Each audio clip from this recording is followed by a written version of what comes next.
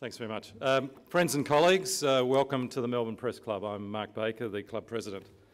I'm delighted that we have such a strong turnout for what promises to be a lively lunch for the launch of Galbally's Law. A particular welcome to David Galbally and family members. I think at last count there were 17 Galballys on that list. We might be one or two short. So David, welcome. Family members, welcome. Co-author Kim Lockwood and publisher Michael Wilkinson. I will leave it to our illustrious MC, Kelly Underwood, to make more elaborate introductions to our VIP panellists. Eddie Maguire, still on his way, and Neil Mitchell. Unfortunately, Jeff Brown of Channel 9 is a late scratching and sends his apologies. In contemplating today's event, it occurred to me that there was a perfect symmetry in the two great public passions of David Galbally's life, the criminal law and the Collingwood Football Club. But given that we are, nobody laughed at that, but given that we are here for a feed and not a fight, and given that the Press Club Committee is stacked with Collingwood tragics, I will leave it at that. I would like to acknowledge our sponsors, without whose generous support the club would not exist. Principal sponsor Monash University, represented today by Professor Brian Horrigan and Professor Marilyn Pittard. Premium sponsors Minter Ellison, David Polton, RACV, Robert Hogan, and our hosts, Crown Melbourne, Gary O'Neill. Major media sponsors, the Herald Sun, The Age, Channel 9, Channel 7, 10 Network, the ABC and 3AW. And major sponsors, Cause Chambers Wethgarth, Swinburne University of Technology and Kelly Hazel Quill. I would also like to note several new members of the club, Matthew Harrison, Belinda White and Windsor Hotel CEO David Perry, who is with us today.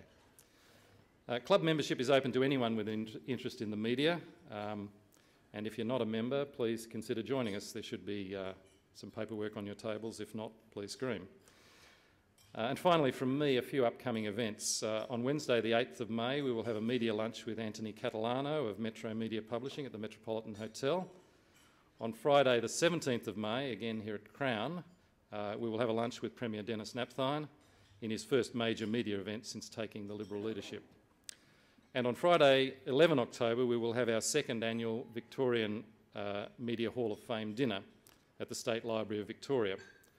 And the Hall of Fame committee has invited nominations of people who have made an outstanding contribution to media in this state. Nomination details can be found on the club website. So once again, welcome.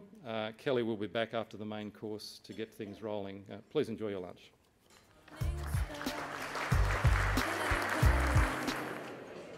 Good afternoon. I'm Kelly Underwood and I'm your roast host for the afternoon. I'd like to welcome you to the official roasting of David Galbally QC.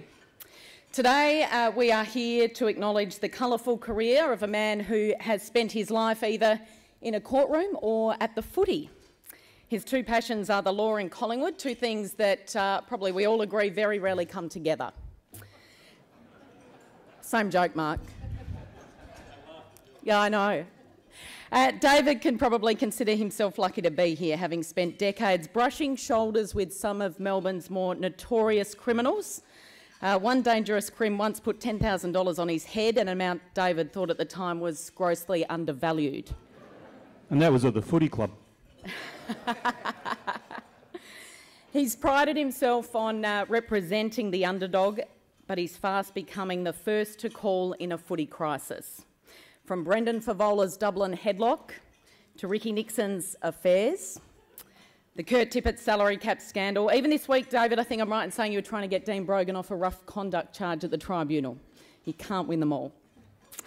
So we've assembled a slightly Collingwood-biased but super impressive panel of three big names for today's roast. Now, I was having a think about this, trying to think of an equivalent of another big three. Mike Shan's big three for 2013 as part of his famous top 50 that he does every year. His big three in order this year. 1, Gary Ablett. 2, Scott Pendlebury. 3, Patrick Dangerfield. There's actually a few similarities. Ablett, he's everywhere. He's in the midfield, he's down back, he's up forward, he's got the ball on a string. Maguire, he's everywhere. on radio, in TV, in the papers. Some would even say he's got the AFL on a string. Pendlebury is a smooth mover. He flies under the radar while making a big impact, and he expertly handles being surrounded by some of the biggest names in the game. Galbally, he keeps a low profile as well, and he too knows how to manage some of the biggest names going around. And Dangerfield is fearless. He loves a scrap. Of course, Neil Mitchell is the Dangerfield of Talkback Radio. He's honest. He never takes a backward step, which is going to make the next half hour or so pretty entertaining, because the rules of a roast are pretty simple. Anyone and everyone is fair game. So a football president and a TV host, a social commentator and a radio talkback host, and a lawyer. Let's hope we get out of here by dinner time. Ladies and gentlemen, it's time for our first speaker. Please put your hands together for Eddie Maguire.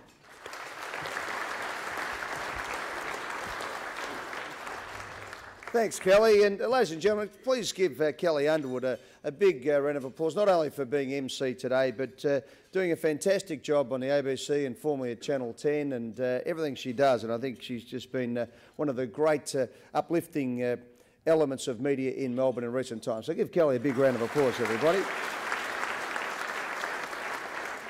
Not unlike David on many occasions, I'm sure. I got my brief a little bit late, so I've walked into court making a few of these things up, David. But the first thing I have to do is apologise on behalf of the other lawyer and other lawyer in both their lives at various stages, David and Jeffrey Brown, who couldn't be here today. He's up in Sydney and was unable to fly down. He sends his apologies, but he was at pains, David, for me to say that he valued his time as your partner greatly. There's no roast in this, by the way. This is actually sincere. And he was very disappointed he couldn't be here today, but to pass on that you've been one of the great blokes in his life and a great supporter all the way, and he was at pains to make sure that I said that publicly today. So on behalf of Jeffrey Brown, everybody, a big thank you to David for everything that he's put into his life and career. I look at the name Galbally, and of course it's famous at Collingwood.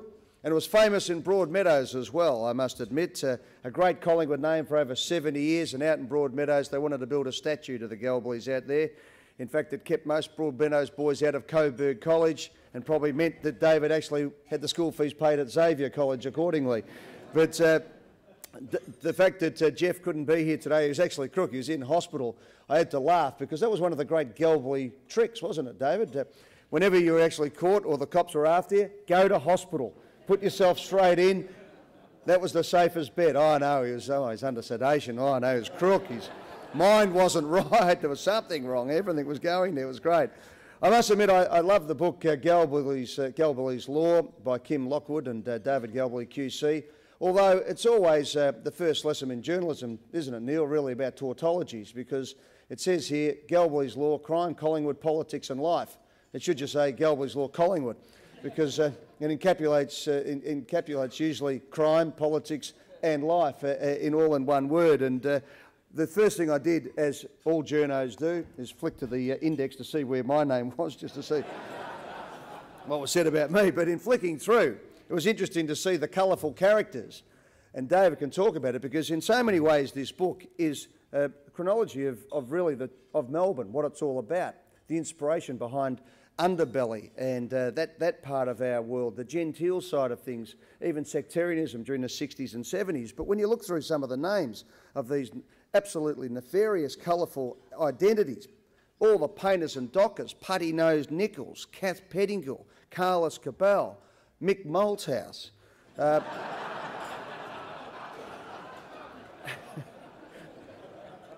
Unbelievable names. I don't know how you could get through all that, David. And of course there are the great football names as well, and how could you write a book about Melbourne without the likes of Barassi and the Rose brothers at Collingwood and Jack Dyer, and to see even today Jack being quoted of his hatred of Collingwood in the build-up to the Collingwood-Richmond game, and Charlie Sutton, Tommy Hafey, and some of the big moments at the Collingwood Football Club. If you do look through it though, as I did, I mentioned on pages 179, 185 and 191, which was very nice of you, David, because pages 135 to 191 tell how David single-handedly resurrected the Collingwood Football Club. So, well done.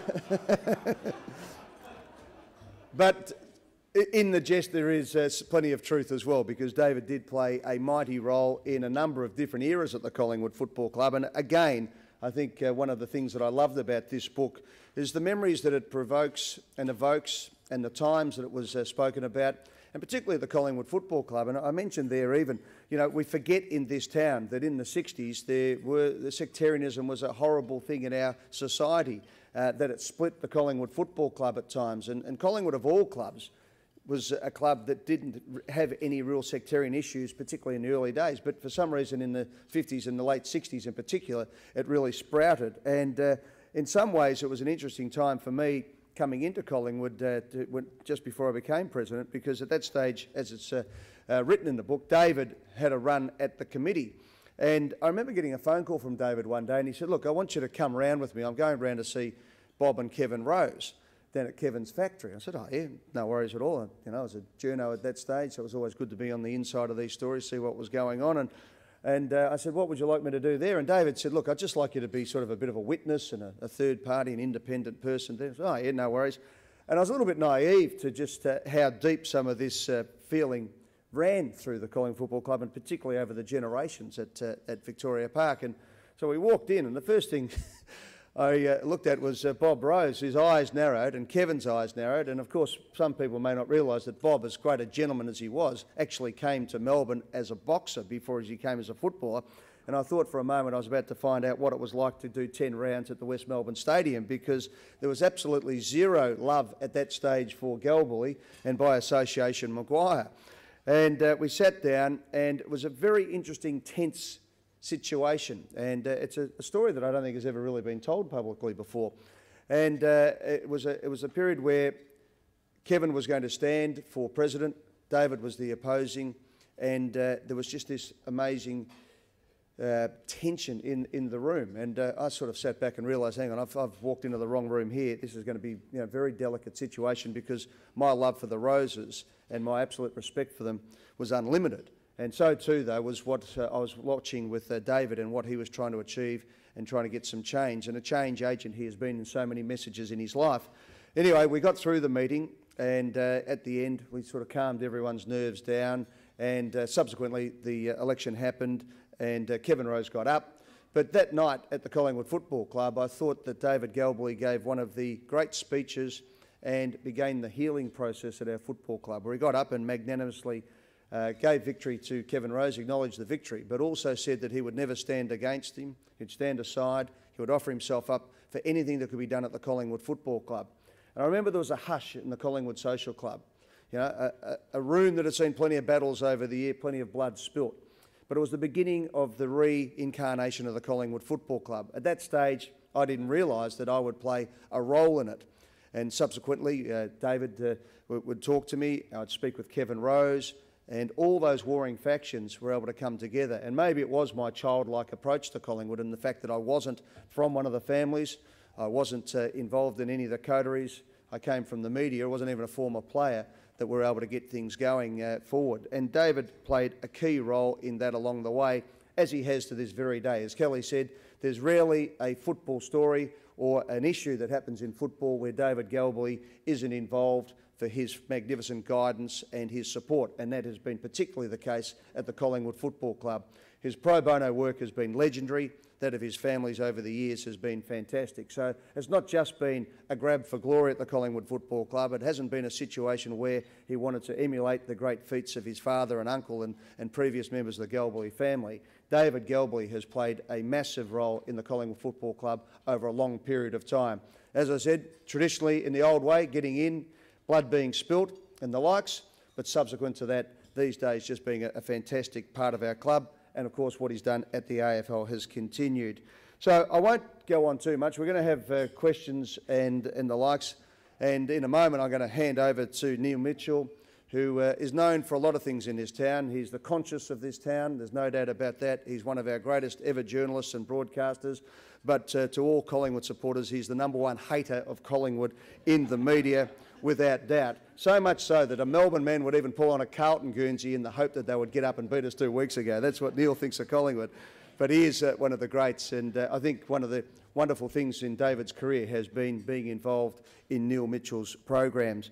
This book, to me, David, while it is about you and about your family, I think underlines how much you and your family have been part of Melbourne life. To read through and, as I said, to look at the Putty-Nosed Nichols and the Painters and Dockers and how big a story that was in the 70s, to go through all the Collingwood elections, the names, even up to today with the Favolas and the Ricky Nixons and these types. The people that you've worked with, Jeff Brown, who can't be here today, who you started off doing deals with and helping one of the biggest deals in football, Peter Moore going to the Melbourne Football Club and Kelvin Templeton going across at that stage, all those types of things, to the fact now that your old mate that you met when Jeff was in the Collingwood Seconds and you were hanging around the Collingwood Football Club as well, not hanging around, you were a committeeman in those days, is now the managing director of the Nine Network, says a bit for the influence and the, not the power so much with David Galbally, because he's not a man of power, he's a man of influence and he's a man of friendship and he's a man of integrity. So as much as that may not be the roast maybe, Kelly, that you expected, it's very hard to get up and undermine a person who has put so much time and effort into something that I love, and that is the Collingwood Football Club, and more particularly to what this city is all about. As David says, crime, Collingwood, politics and life pretty much sums up Victoria and Australia from my point of view as well, David. So I'd change it though, I'd go Collingwood and probably leave it at that. David, to you and your family, again, congratulations, and it is now an absolute pleasure of mine to welcome a bloke who has dominated radio and media in this town for a long time. It was interesting to pick up the paper, I think it was this morning, and see a quote from one of Neil's columns when he was the sports editor of the, was it The Age this morning? Of The Age. Of course, he went over to be the editor of the Herald, and of course these days we know him as Channel 9 political commentator or social commentator and the dominant force in AM radio at 3AW. Ladies and gentlemen, please welcome the one and only Neil Mitchell.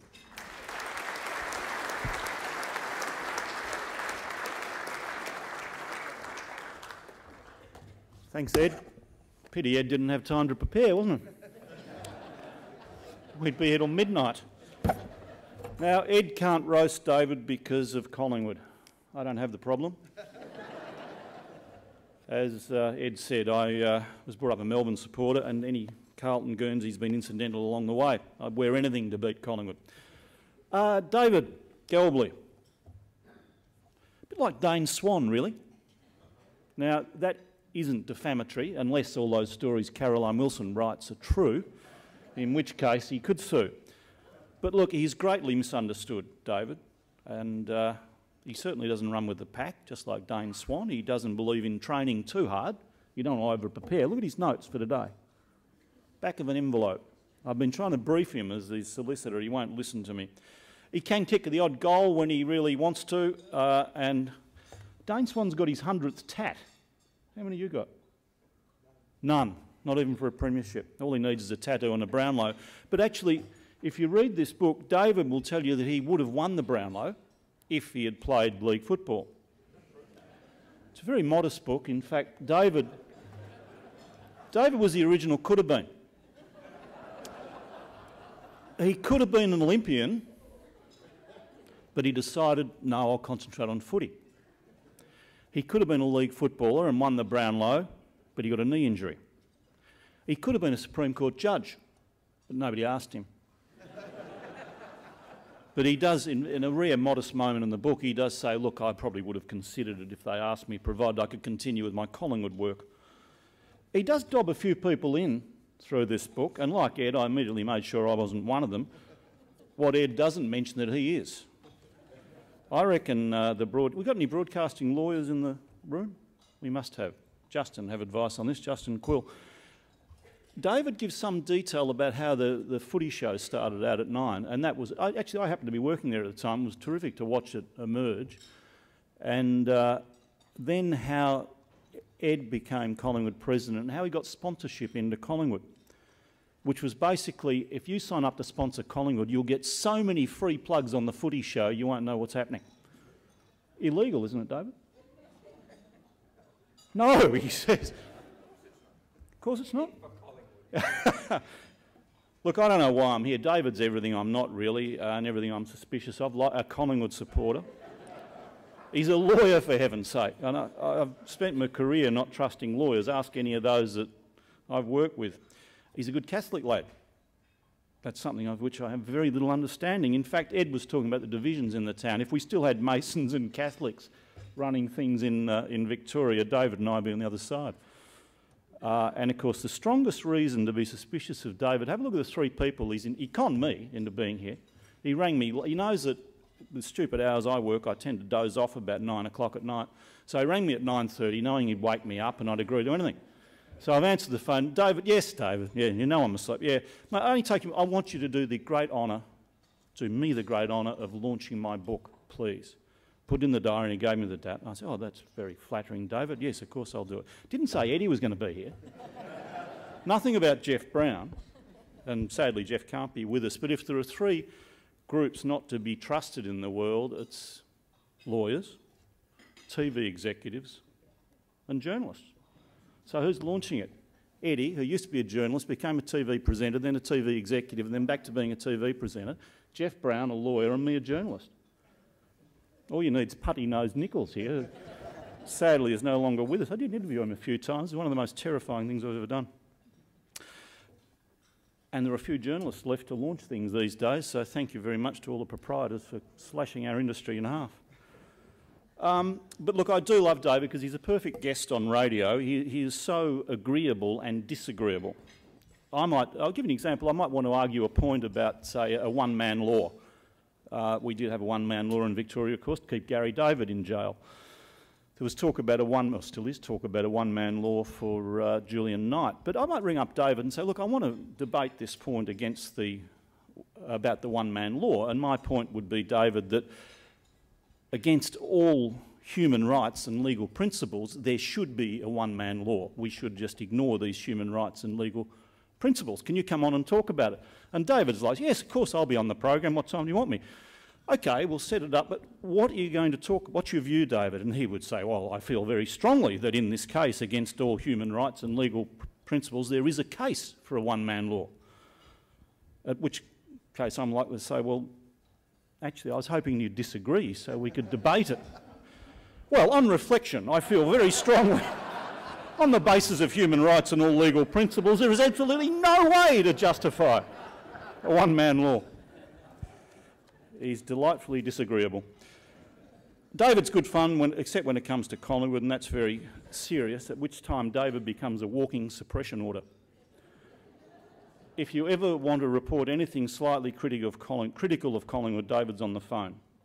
You'll be banned from training. I don't want to go to training, David. Eddie won't talk to you. What's the bad side, David? That David's strength seriously comes through in this book, and Ed touched on it, is family. He's about family, and I'd say his wife, Karen, who I've met many times, is one of the best things that ever happened to him. And I'll never forget how David went in to fight against a ratbag serial offender against the contempt laws on radio, whose name escapes me. And David took him on because he'd followed his usual trick, wait till somebody dies and then go on air and say something really bad about him. And David rang up furious in full flight, defending his father. I was lucky enough to see Frank Galbally in court a couple of times, a million years ago. He frightened the hell out of me, I must say. But he wouldn't have approved of what David did with Darren that day, because young Davey that day got very, very angry. He still won, but you could hear the fury, and I think, as David will tell you, you never lose your cool except about family and Collingwood. And I so advise, David, good luck, congratulations on the book, and may it sell many and keep you in a happy retirement. David Galbally, ladies and gentlemen.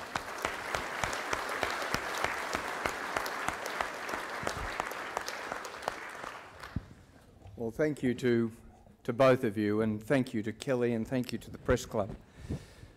Let me first, by just taking something up, before I get on to what I really want to say, just take something up that Neil said. It's not really true that I change my mind often, but I was just reminded of an incident when my eldest daughter, Megan, was at Genazzano in year 11, and she was one of the group of girls that could have been captain or vice captain or deputy vice captain at the school. And the school already had a parents' association and had a mothers' association, and it decided that it wanted to have a fathers' association. of which I was vehemently opposed.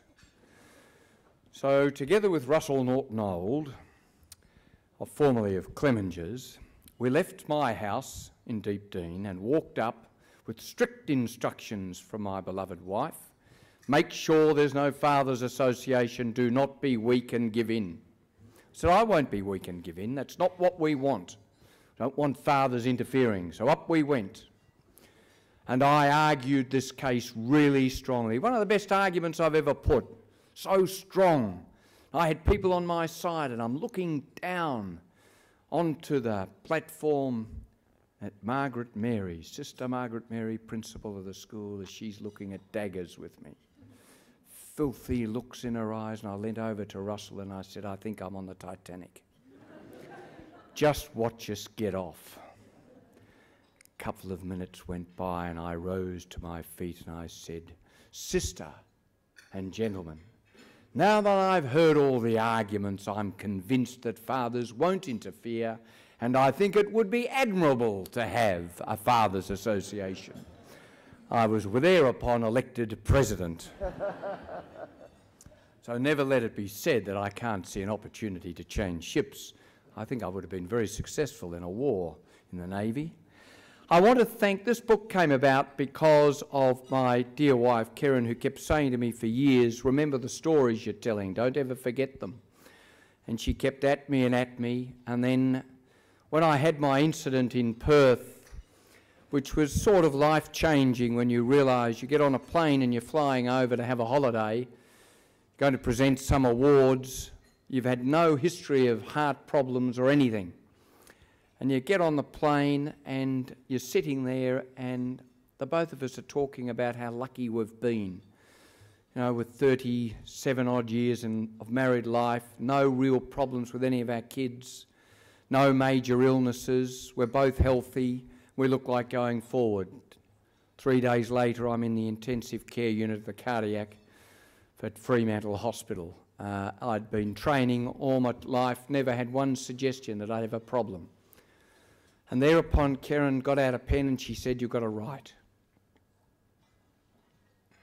I couldn't. I couldn't write because I'm not a writer. As all my kids will tell you, I could talk underwater, but I couldn't write. Kathy Baker at Profile, I had joined Profile, she kept at me and she said, you've got to write a book. So we got a writer, Kim Lockwood, and I thank Kim, I thank Kathy, I thank Karen for this book, because Kim had to put up with me, hour in and hour out, and he said it took longer to write this book than an elephant does to have a baby. And it took a long time, and we finally got it out. But Kim actually wrote it. He listened to the kids about the way it should be written. We were harangued by my wife and children about the fact that it needed to reflect the way I said things and told things. And Kim, you've done a fantastic job. I thank you for your dedication, and I also thank you for postponing your trip to be here. So I'd like everyone to put their hands together for the effort and the time that Kim put together. And Michael Wilkinson, I thank you for publishing it, because for God's sake, at the time that I thought I'd write a book, I didn't know why anyone would ever want to publish it. And I thank you for your support.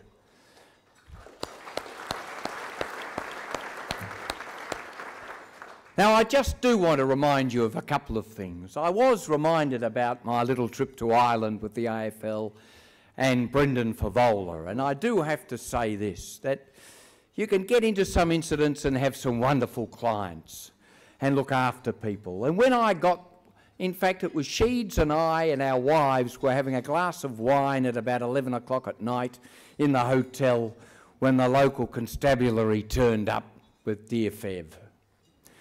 And we put him to bed, and then the next morning I get up and Andrew Dimitri and everyone was largely concerned and asked me if I could attend to it. So I thought, well, probably the best thing to do is to ask young Fev what happened.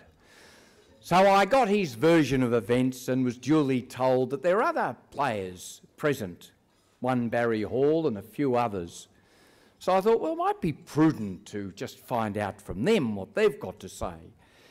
because the local constabulary told me that there was a video and they did want to talk to Fev. So I thought, well, before we take him down, we should know what happened. So we had Barry Hall in, and I sat Barry down, and I said to him, now, just before you tell me what happened, let me tell you what Fev says, thinking, well, this will prompt his memory and we'll get a bit of support. So I related the story, and Barry looked at me, and he just looked at me, and then he said, really? So I thought maybe I should just go down on my own and have a look at the video and see what it was. Well, I tell you what, videos, they must tell lies, do they? But well, anyway, we wangled our way out of it because I was able to tell the local constabulary that I was in fact a member of council admitted to the bar in Dublin. And I had been admitted to 3 years, for 3 years, and I'd been waiting for a brief, mainly to defend a rear gunner on a milk cart, but it had never come my way, and now I had it. And I was regarded in Melbourne as being one of the longest cross-examiners of all time. And if the case went ahead, we could be there for months. Which case they said, I think it's a good idea if you settle it. So we did.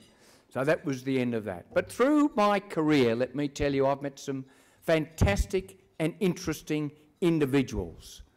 I started off with the painters and dockers, and I lost almost all of my clients in the spaces of about 6 months. You know, Jack Nichols, he fell over while changing a car and the gun went off and he was dead. Les Kane cleaned his machine gun in his lounge room and shot himself to bits. Brian did exactly the same. Ray survived, and in fact, I had a coffee with Ray 2 years ago to give him some advice about what his daughter should do. She was doing year 10. And when we caught up and he sat down and he was calling me Mr. David, when we'd finished the coffee, he got up and he took a wad of notes out and he said, I've got to give you this for the advice. And I said, things have changed, Ray. You don't have to pay me for the advice, and you don't have to pay me in wads of notes anymore. It was just nice. He shook my hand and then he looked at me and he said, you know, he said, I took the advice of Brian, my older brother, who said to me, act stupid, pretend you're dumb, and you'll stay alive. And Mr. David, I'm still alive today because of those words. So there you go. That was a bit of advice that he took, which was a little bit different to the advice that Billy the Texan Longley didn't take. Because he rang me about 9 years ago, and asked me how Mr. Frank was. And I said to him, he's not very good, Billy. He said, you know, Mr. David, he said he was like God to me. I said, how's that? 5 murder trials, 5 acquittals. Not even God could do that. But he said, you know, Mr. David, I should have taken his advice and changed. And I said, how's that, Billy? He said to me after the last one, he said, Billy, you've got to hang up them guns. And he said, I didn't. And I got convicted of the Shannon murder. I should have listened. But they were the characters that I started with. Then I went to the white-collar crime when I lost my practice because they were all killed. And all I can say is I thank goodness and there's a God, I thank the God for Harvard University and MBAs, because it taught company directors and CEOs about the need for greed. I mean, the need to generate profits and to grow their own wealth. And as a result of that, I went into the white-collar crime business. And during my journey, one of my fellow colleagues said to me, every 18 months you always get a great case. Something happens in your life and you do get a great case. And I got Carlos Cabal. Who could ever have thought that I'd be looking after the Mexican banker that had all of Mexico's money? You wouldn't believe it. When he went to appeal, Mexico had to ask if they could borrow the money from him to conduct appeal to oppose his application for leave to appeal, because he had it all. And we fought that case, and it was bitter. It was one of the worst experiences I've ever had in my life. Every day that I went into court, It was a hostile environment. It was a hostile judge, and everything we did in that court was opposed by everybody that on the other side. He was brought into court in chains. Can you imagine having somebody brought into court, chains on their feet, chains on their legs and chains on their arms? And he was chained to a chair. And when I said to the judge, "Can't you say something?" she said, "No, it's nothing I can do anything about." Finally, I said, "Your principal would be appalled at your inability to deal with this inhumane treatment. Even if you have no authority, say something." Which she got up and stormed off. And her principal was my father. So it went over like a lead balloon. Certainly did. And then came Mr. Eglishaw, the wonderful bowler hat Englishman from Strachan's in Geneva, who now, I see it's official, because I've been working with him on it, is being sued by Hogan for missing millions. This could be yet another chapter in another book. And then we had Mr. Nixon, which we all read about publicly, which was extraordinary. And amazingly enough, just recently in the last 6 months or so, he asked me if I could join him on LinkedIn, which I thought was amazing.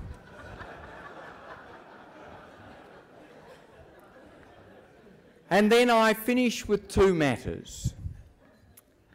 The first is that, as I said to you, something happens every 18 months or so. So without giving too much away, I want to throw this little fact situation before you about my current little case that I have rolling along. An individual goes to a country to work in a restaurant with that individual's father. During the course of the employment, and this is some 15, 16 years ago, during the course of that employment, it becomes apparent to the father that there's a major theft going on, and one of the employees is stealing. A private detective is hired. It's discovered who the individual is. That individual then seeks about creating enormous trouble for the father, the owner of the restaurant, in relation to employment conditions and bad wages. It's then alleged that the individual and the private detective take this person out to a paddock and attempt to kill, believing they had killed the person. 3 weeks later, they learn that the person has survived and is in a hospital, whereupon it is alleged they hire 2 policemen, an ambulance, and dress up as medical officers and go to the hospital, whereupon they get the said victim and remove the said victim, take the said victim to somewhere else, and finally kill the victim. The private detective is a genius. He writes a note describing everything that's happened and buries it. The body is buried under a house and a slab. The house burns down, the slab breaks open, the body's discovered, the note's discovered. The 2 policemen are arrested and are in jail waiting to stand trial. The private detective is arrested. The letter that he wrote, which starts at the top saying, "When you read this, I will be long gone," believing that he has died. But no, 15 years later, he's now in jail, about to stand trial in July. And my client is somewhere in the world and has engaged me for advice. That might be a book on its own. But how fortunate can you be to have those incidents come into your life? And let me just part with one final little story, because it is opposite of what something Ed said about us playing Richmond on Saturday. And it's this. When I went down to play for the under-19s, and I was training with the under-19s at Collingwood. Albie Penham, Lou Richards' late uncle, came up to me after training, and Ronnie Richards was the coach, and said to me, "Young Galbally." He said, "Young Galbally?" I said, "Yes." "Who's your father?" I said, "Frank." He said, "Well, I hope you're not like him." I said, "What do you mean, I hope you're not like him?" He said, "You know I was captain of the team he played in?" I said, "Yes." He said, "He didn't have much heart." I said, "Pardon?" He said, "In his second game we played against Richmond, and he played on Dyer for a quarter just before half-time, and he whacked him, and Dyer went to the ground, and when he got up he said to your father, 'Son, I'll kill you before this day's out.' And when we got in at half-time, your father said to me, holding his arm up, 'I've broken my wrist, I can't go back out on the ground.'" He was a fearsome man, Jack Dyer. And it was a story I have never forgotten.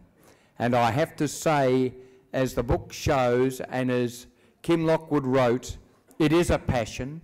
It's been an affliction, because when I started to get involved in Collingwood, it was to see the club as it is today.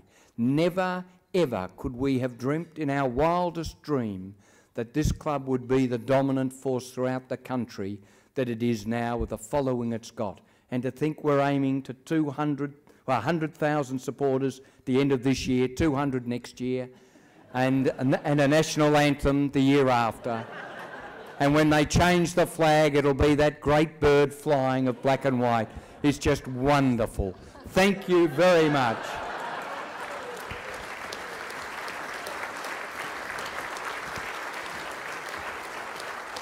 Thank you, David. Ladies and gentlemen, keep the applause going one more time for David Galbally.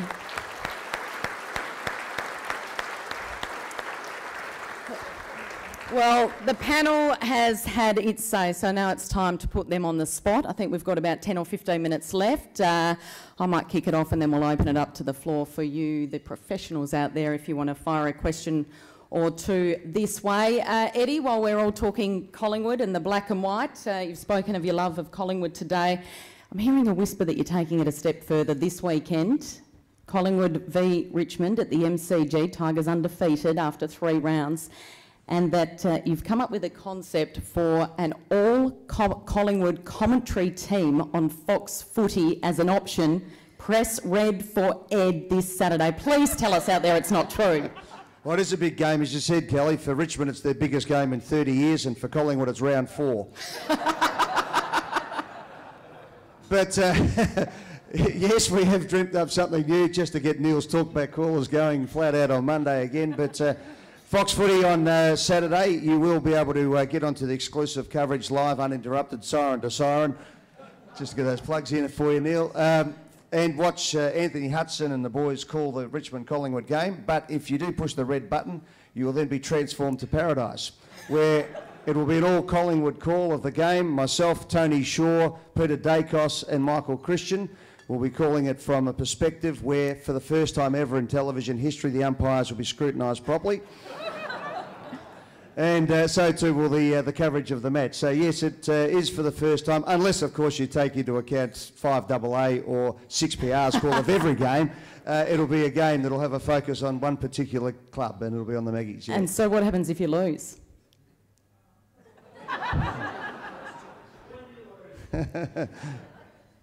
Yeah, that's the commentary. I'm just giving you what's going to happen. I think what will happen is if we're 5 goals up, Collingwood supporters will love it. And if we're 5 goals down, they'll turn off and the Richmond supporters will be turning on just to have a good look at it.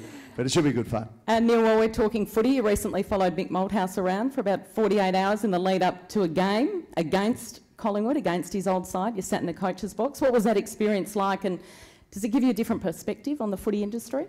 Oh, it was terrific, except we lost. We. No, it was a great experience. It was terrific. Mick's a lovely bloke. I don't know what Ed's got against him, really. I found him gentle, restrained, polite, inclusive. No, it was great. I spent all Saturday out at Carlton in the player meetings, and then had to swear I would never tell anybody at Collingwood, and then all the player meetings and in the box on the Sunday. It was a great game of footy and intriguing. I had no idea that they got so scientific about the managing the rotations. For example, a player is allowed, certain players are allowed off the field after a rotation only for say 2.5 minutes, and if they're off the field for 3 minutes, they can't get back into it when they get back on. So all the action in the box seemed to be, get Cruiser off, he's had 4.5 minutes. Get Judd back on, he's been off 2 minutes, 15 seconds. It was fascinating stuff, and it just didn't work. All right, any questions from the floor out there? I think we've got a room full of lawyers and journos, so surely there'll be a question or two. We'll get the mic to Dennis O'Kane down here at table number 3. Testing. Oh, it works. Wonderful. Eddie, a question for you. I asked this of Mick Malthouse yesterday about, do you think Blues supporters would be worried you haven't won a game yet? And then he mentioned something about process being more important than winning a game. That's the way I understood it anyway. Would you, if you're a Blues supporter, would you be a little bit worried now that you haven't won under Mick? Well, no, I actually wouldn't. I actually agree with what Mick was saying yesterday. Pre-season, if you looked at the fixture, there was always going to be a worry that Carlton would be, or a dream that Carlton would be 0-5. And that could well happen. But by the same token, they could easily be 5-5 by round 10. And it does take time. I remember when Mick came to Collingwood, we won the first 5 and lost the next 17. But it didn't matter because we were building up. And one of the things that football clubs always have to, the supporters always want to win every week. That's all they're worried about, and that's all they should be worried about. But you have to be realistic about where they are. And Carlton have had probably their worst decade in their history. They have to rebuild and change things around, and you know, it'll take a bit of time. You know, hopefully it won't work. But I would think that those who are getting a bit itchy with Mick at the moment have got a long way to go. He is a tremendous coach, and as I said, they could well be 0-5 and the pressure will be on, and then they could be 5-5 with a pretty good draw coming home. He's a tremendous coach. Why did you knife him? Well, I hope somebody knifes me like that when I'm 60 and gives me a 5-year contract worth plenty, I can tell you. But no, that wasn't the situation. In the end, look, Mick wanted a coach. I've said this 1,000 times, and we let him out of his contract after he decided that he wouldn't fulfil it, and then he decided to go to Carlton. I'm 60. You don't get any offers like that too. Yeah, that's it, exactly. That's why particularly in media. It was a good offer. Anyway, but it's good. It's great, and you know, I'm rapt for Mick that he's back enjoying what he loves doing the most. And at the time when we did do the deal, it was because we didn't think he would have a long-term future in coaching. We wish him all the best, and we're worried, not worried about anything that Mick's doing these days. Just worried about what's happening at Collingwood. Any other questions? Up the back? Right up the very back.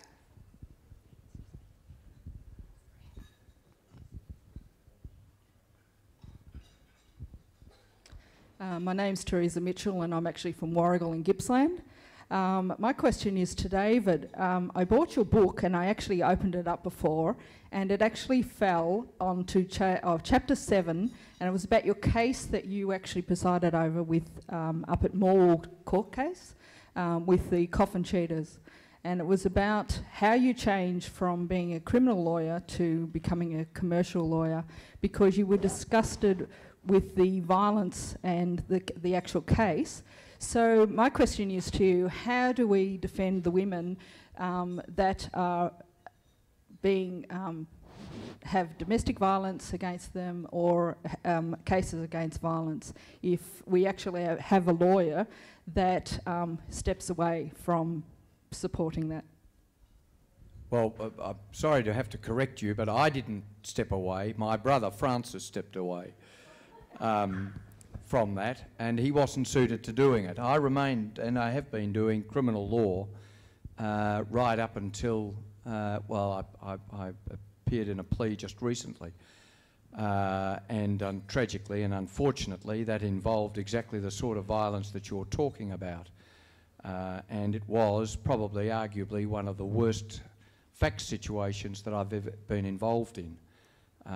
It was a woman and it was a breach of intervention orders and the beating was appalling. But at the same time, I have to defend the individual and give him his day in court. How do we stop the violence? We have to stop the violence by starting at a very, very early level. And that is getting the education right within the homes, within the schools, and in the environment. And what I fear more is that today we have a far more violent society than we had years ago, and that violence is caused, I'm sure, by the ingestion of drugs and by the fact that kids are now desensitised to violence because of the games they play, video games they play, and the games and the access of material that's on the internet that is uncontrolled. And I've no doubt that you become desensitised by watching and viewing that stuff. Why is it that we control pornography and stop it being allowed to our young, and yet we allow violent video games to be out in the public domain and for our youth? I think we've got to take a serious look at it, because sooner or later it will take a bigger stranglehold. The behaviour we see on road rage and the way in which we see people dealing with problems is a direct, I reckon, has a direct correlation to the way in which these individuals see on video games and see in movies. It has to be. There's no other explanation for it. And until we address that problem, we will not reduce violence, and women will still be victims, and they will be at the risk of being attacked by predators who are nothing short of outrageous bullies. And we have to stop it. Simple.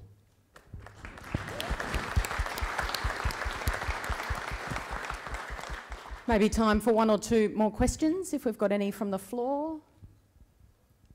Neil and... Oh, over here. Yep. Michael Mangos. I'm a non-Collingwood supporter, so I hate them. But I'm just... To all three of you, the impact of a football club on a town like Melbourne, and maybe Neil will be able to give a bit of an objective view, but are there any other towns around the world where you know that the passion for football and for a particular club resonates across the whole town? Either you love them or you hate them. I'm thinking of a game I went to somewhere in Canada where I saw that happen. It was a Grey Cup. Hamilton, no, I can't remember the clubs, but it was a very similar reaction. But it's magnificent in Melbourne. It's terrific, the passion around it, which is why we don't need this damn National League, Ed.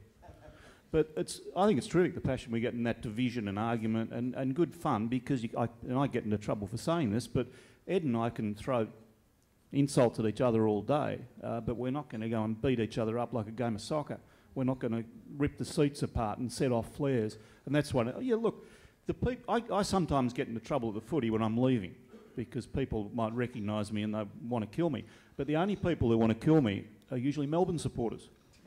And I'm a Melbourne supporter and known as that. I mean, the Collingwood people will give me hell, but I've never had one take a swing at me. I've had several Melbourne supporters take a swing at me. Why?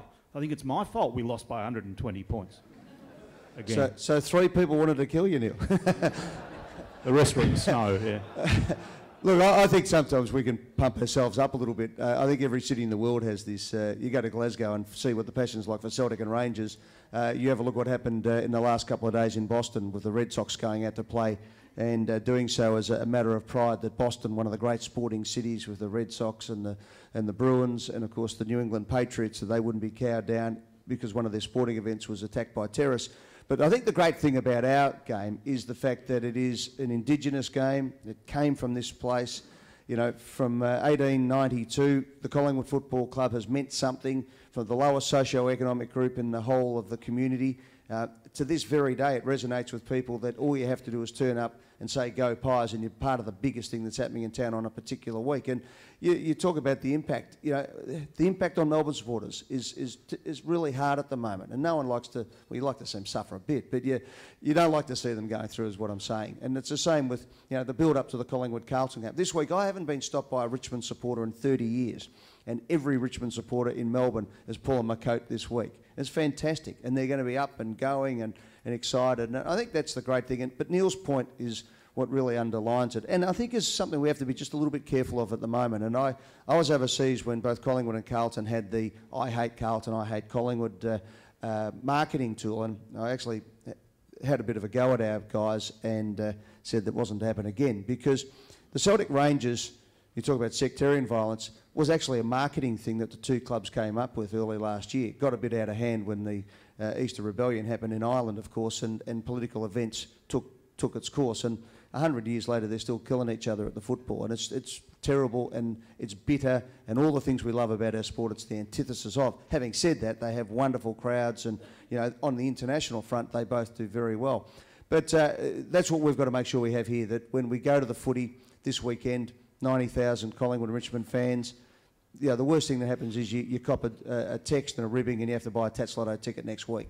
And we have to make sure that that's the case. And we just have to be careful sometimes in the media that we don't build these things. And, football's a great thing in this town.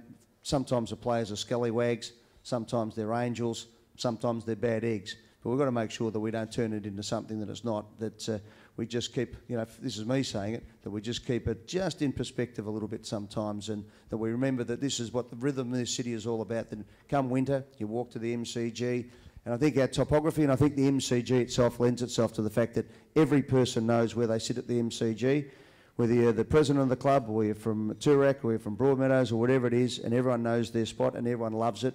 And the fact that you can still walk into the MCG as a kid and pay $2.50, and at the cheapest $17.50 or $20, I think it is these days, for a ticket, means that everybody can touch our footballers and they live in our community. And I think that's the great thing that makes us that little bit special compared to other cities in the world, that there are 10 teams in this town. You can drive past the Westpac Centre and see Collingwood, Melbourne Storm, Melbourne Victory, Melbourne Rebels, Melbourne Heart and Melbourne Football Club, the elite sporting fraternity, if you like, in this town, all running around, get an autograph, get a photo and watch them, as opposed to being hidden away, I think is one of the great things in this town, and the access to them makes the difference. Our one last question for this afternoon. Eddie, I think it's for you, and it comes from the man sitting to your left. He's got a question for you. Yeah, no, I've got a very serious question for you, Ed. Last weekend, last Sunday, when I was at your lunch and watching the game, I saw flashed up on the screen a phone number to report people that were behaving in a terrible, terrible way. Now, I watched the Harry O'Brien incident and I saw the free kick and I rang that number and asked for the umpires to be removed from the ground, and I got no response. Can you deal with that in future? Because there's no doubt it was discrimination. You couldn't get through. I think Barry Cassidy was on the line before you at that stage. But but that's the great thing, isn't it, our game? That it's an oval ball, an oval ground, and 36 players on it at any one stage who not quite sure what they're doing, and then a whole group of umpires who have absolutely no idea what they're doing. And somehow amongst all that mayhem, we come up with a game and a result every week. So it's a funny thing. Is there one more up the back there? Last word? Hi, Dad. Quick question. Hopefully this will be easy. If you had to choose Maggie's or the law? Well, I do think that my whole sense of justice comes out of the fact that I'm a magpie. So they go hand in hand. And let me just finish with one little reason for that. Answer the question. Collingwood. Let me just say this, that when my father played against Melbourne and he was tapped on the shoulder by his opponent and he was asked what he was doing and he said, I was studying law, and the fella said to him, you've got no right to study law, you don't belong at a university, you come from the wrong side of town. That answers it. Grave injustice. That's why I hate Melbourne with a passion, Neil. Oh, get over it. Very, very simple. That was in the 30s. This is 2000. And you still get in your Range Rovers and go to the snow when you're losing. I'll call that number. The bickering's officially started, ladies and gentlemen. I think we're officially roasted and toasted. Thanks for our panel today. Eddie Maguire, Neil Mitchell and David Galbally. And just a reminder that David will be signing copies of his book, which you can purchase in the foyer after the function. I think he's got 50 signed copies ready to roll, so just catch up with David in the foyer afterwards. Hope you enjoyed the lunch, and thanks again.